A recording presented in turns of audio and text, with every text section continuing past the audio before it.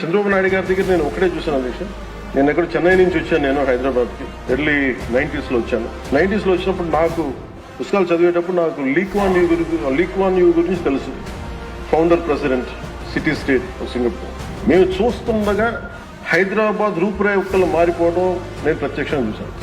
మేము తిరిగిన మాదాపూర్ కొండల్లో కానీ లేదంటే ట్రెక్కింగ్కి వెళ్ళిన కొండల్లో కానీ అసలు ఏమి రాదు, ఏం జరగదని, ఈ కొండల రూపురేఖలు మారిపోతాయా అని అనేది చాలా ఆశ్చర్యంగా అనిపిస్తే మేము చూస్తుండగా రోడ్లు వెడల్పోయింది. అసలు ఇంత రోడ్లు జనం లేరు కదా, ఇంత రోడ్లు దేనికి అనుకునేవాళ్ళం.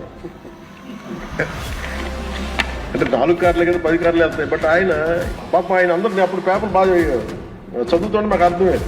ఆయన అందరూ అంటూ ఉండేవాళ్ళు మాటలు ఏంటి, వరల్డ్ బ్యాంక్తో కుమ్మక్కైపు చేశారంటే అది ఈజీగా ఉంటుంది ఆ మాట అనేయడం, కానీ దాని విలువ ఈ జనరేషన్ అనుభవిస్తుంది. ఒక